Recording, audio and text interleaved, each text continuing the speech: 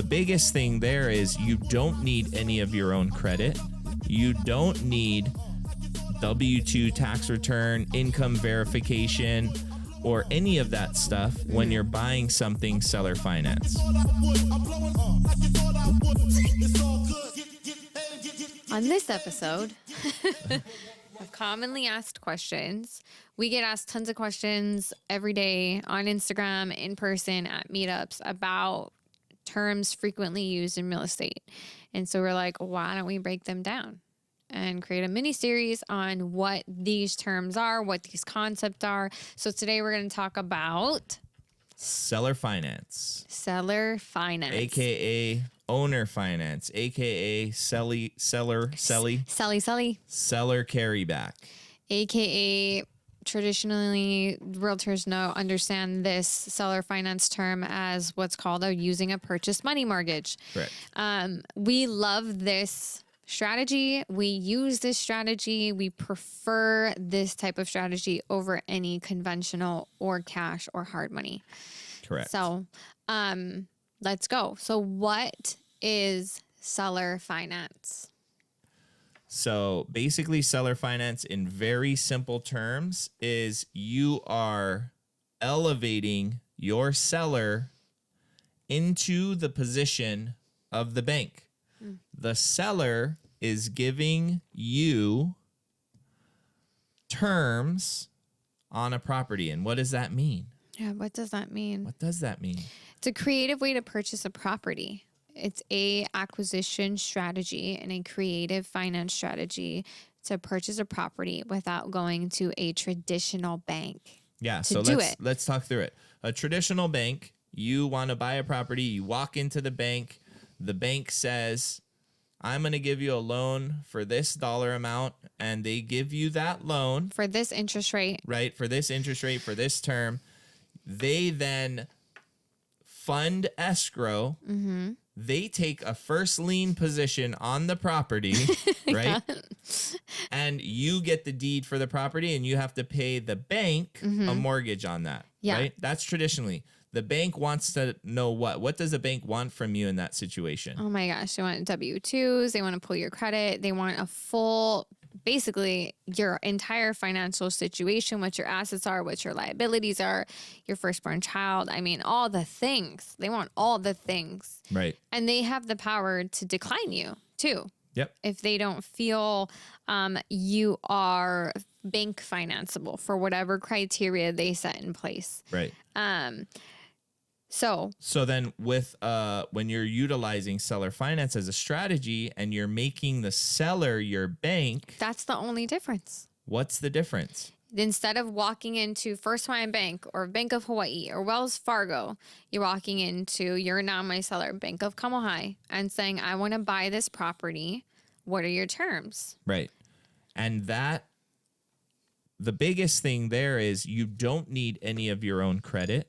You don't need W-2 tax return, income verification, or any of that stuff when you're buying something seller finance. Right. That doesn't mean that you won't get asked for it, though. But usually what that means is that you haven't built enough credibility with that person to prove to them and show them that you can perform as a borrower. Right.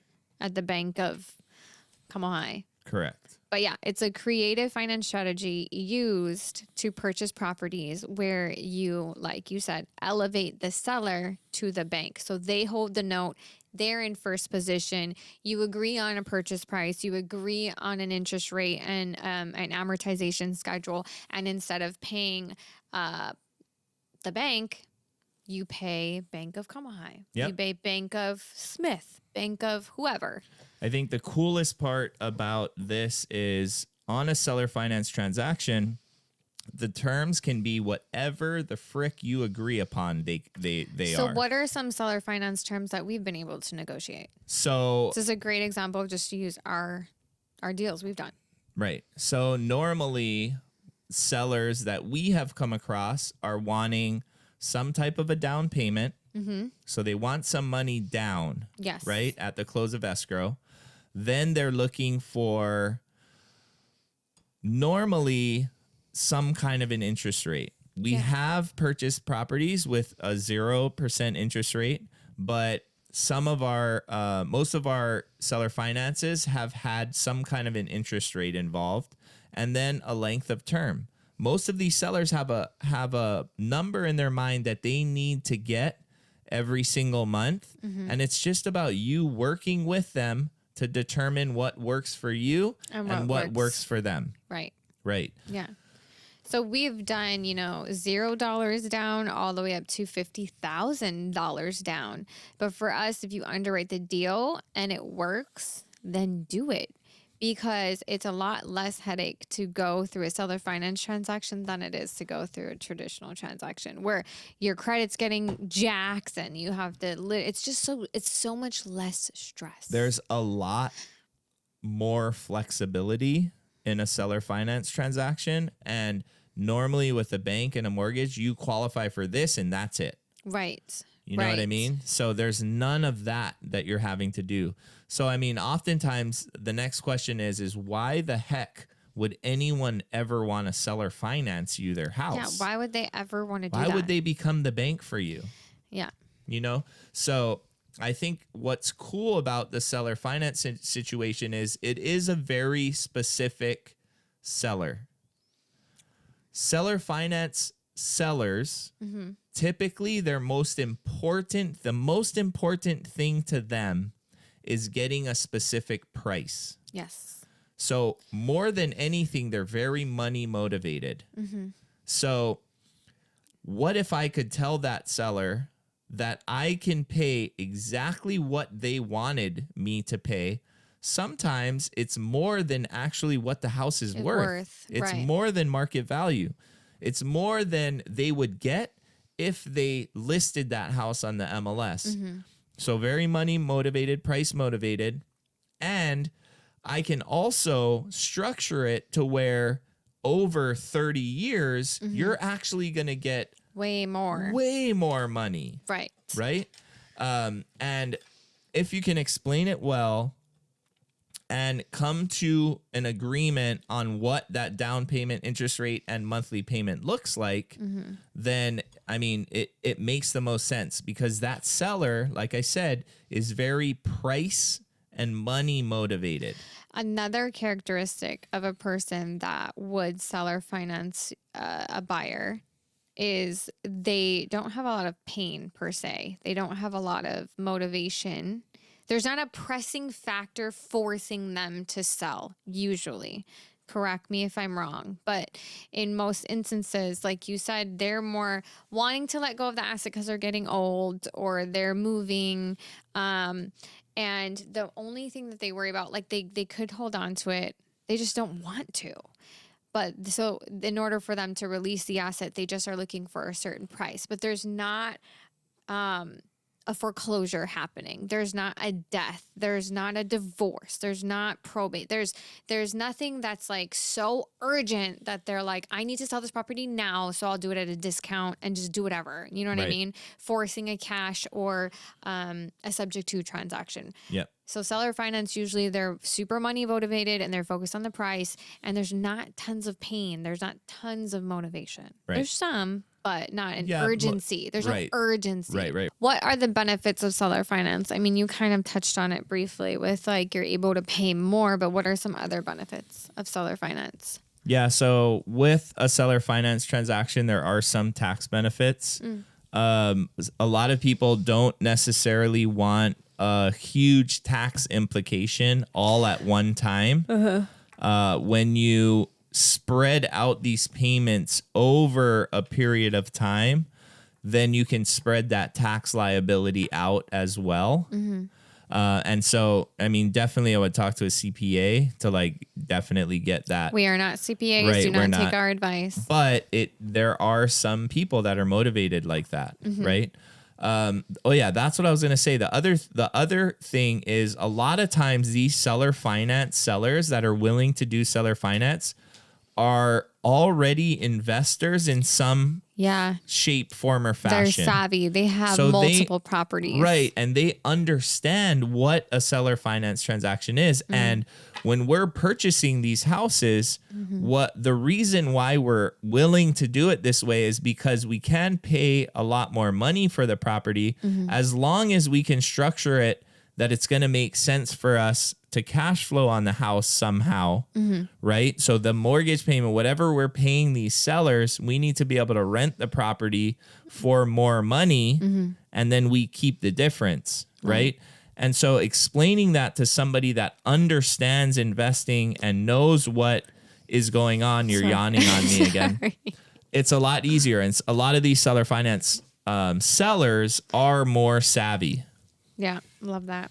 Okay, so you said tax benefits are a benefit of spreading tax liability out over time versus one time. Money, they right? get more money over time because you agree on a purchase price, which is usually more than what the market or what the market value is for the house at that time. And then you're adding on an interest rate, whatever that interest rate is. Usually it's like, I've been seeing just like 4 and 5% right now. Yeah. Because they want to be less than what like the volatility of the interest rates are right now, but not as low as they were. Yeah. I mean, there's a lot of deals. Like we just bought a deal in St. Augustine at 0% interest. Yeah. And then we have one in Hilo at 4%. Right. So it ranges. It just is deal specific. Whenever you can get 0%, that's amazing. Right. But anyway, they're getting the interest on top of the purchase price. And when you add that up over 30 years, it's substantial. So they're actually making a ton more money by seller financing you the property versus selling it one time as like a cash or traditional transaction. Correct. Any other benefits to seller finance? I mean, there are a lot of people out there that truly want mailbox money. And I would say that this sort of transaction is probably the purest form of that. Yeah. So like when the property sells, the deed and all of the responsibilities that go along with that property now are mine. I take all of that on. Yeah. So now your seller is the bank and has a first lien position on the property, but doesn't have to worry about anything. Property taxes, insurance, nothing. The property is no longer owned by him. Right. So the only thing that he does is sit back, collect a check. That's it. That's it. We become the buyer. Now owner becomes the one that's responsible for if anything breaks. Property taxes, worrying about putting a tenant in there. Yeah, all that stuff. So, anything else? For us as buyers, we don't have to go to a bank and go through all the headache of all the paperwork, all the credit pulls, all the money checks. Yep. All of that. Right. We literally are just dealing with the person that's becoming the bank. Yep. And that's probably one of the biggest things. It doesn't affect your DTI. Doesn't affect your DTI. Also, it allows us to provide another option that, because think about it, normally when we go into a transaction, we're looking for a cash deal first. Yep. For a cash deal, you need to get a super steep discount. And so that disqualifies so many people right off the bat. Yeah. Right. And so for the people that are very money motivated and want a certain price and are stuck on that price, it allows us to help them. So it allows us to help more people. Right. And solve more problems. Right. Right. Yeah. Yeah. I'm trying to think. For us too, it allows us to scale. Like we can get into more deals. Yes. If we have very little money down, and our entry fees are very small. And we're not restricted by a bank telling us no. Right. And we don't have to worry about DTI, like you said. We can do a lot more deals and acquire a lot more properties. And all we care about is literally being able to, whatever it is, Airbnb it, midterm rental it, long-term rental it. Yeah. But our monthly payment to the seller is lower than all of our expenses and debt. And we just collect the difference. I love that. Yeah. Which is why we love seller finance so much and creative strategy so much. It just allows you to do more deals and help more people and do more win-win situations. Yep. Do you want to get into a little bit of the nitty gritty of how it actually works? I feel like we kind of did a little bit when you said we go into a bank. They usually have a certain loan product available to you. You know, they'll based off of your income and W-2 and all of that, you'll qualify for this. And this is the set interest rate. And they usually offer a 30-year product. Yep.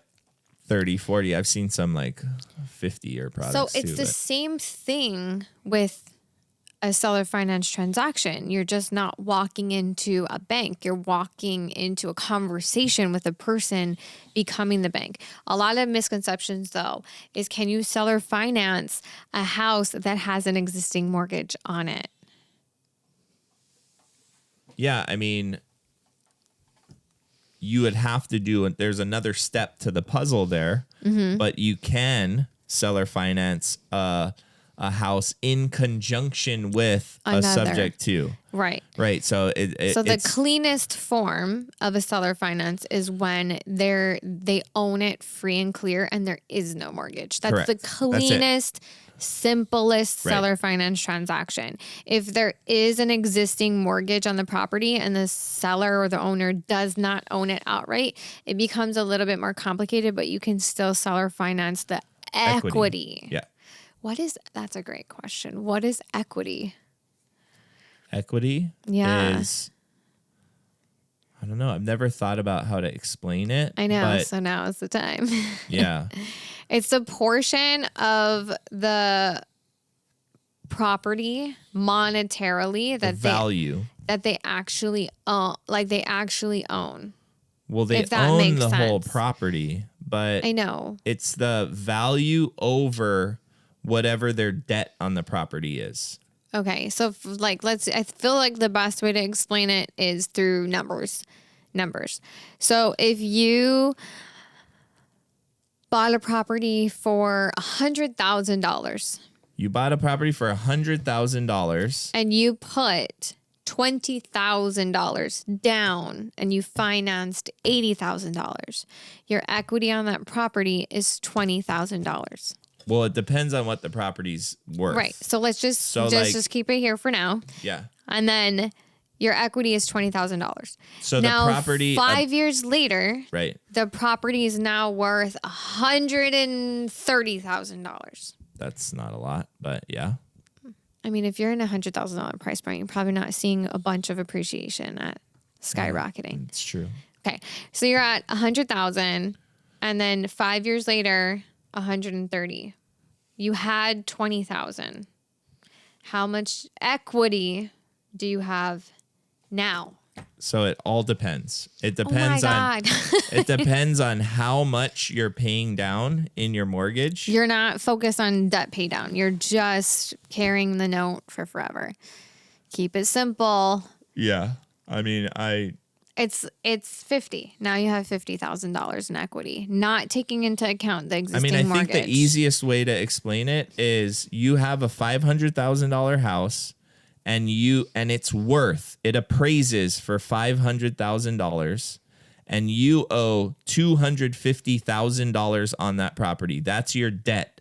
Your equity is the other $250,000. And that's another way to explain it. That's the easiest, simplest terms. So I hope that makes sense. Yeah. But you can seller finance equity. Yes. You cannot seller finance an existing mortgage. That's a different creative finance strategy that we'll get into. Right. All right. I think that without getting more into the weeds, because if you keep going into the weeds, then we'll start like. Yeah, I mean the whole other thing is like what are the benefits of seller finance? So we kind of covered the benefits for seller finance for us as the buyers and them as the sellers. Yep. The next question always comes is, what happens? Oh, if you don't pay me. Right. If you default. Me. Yeah. Like that's always a concern. And so there's a couple of things that we say to those sellers. The first is in a lot of our in a lot of our transactions, we'll put in something called a performance deed or a deed in lieu of foreclosure. So what does that mean? Like, what is that? All it is it's a pre-signed document that gets signed at the close of escrow that states that if me as the buyer stops making payments on the property for a certain amount of time, so you can determine what that is. Say, if I don't make payments for 60 days on that property, on the 61st day, the house is going to immediately go get deeded back to you, the seller. So it goes back to you without having to go through foreclosure, without anything else happening. Like I already pre-signed that. And so it's a security instrument to defend you against me defaulting. Right. Right. Yeah. The other thing is that not only do you get the property back and you can do with it as you please, you also get all of my down payment, all of the payments that I have been making to you and up any into upgrades we've done to the property up into that specific time. And most of the times we do full renovations on houses. Yep. So now you get a brand new house. Yep. Yeah. It's a safeguard. It actually helps a lot of. We've come across a couple seller finance sellers that they've been burned in the past, and their biggest fear of doing it again is like, I don't want to go through the foreclosure process. It's lengthy. It's expensive. We're like, well, we don't have to go through it. We can just do a deed in lieu. Yep. Problem solved. Super fast. And it's security for you, and it's full transparency for me. Right. Yeah. Yeah. So that's seller finance explained in, just us in a flow state of shooting the shit about it. If you guys have any more questions about seller finance, drop them in the comments below. Like, follow, share this video, and stay tuned for more real estate terms. Let's go. Peace. It's all good. I'm going out like you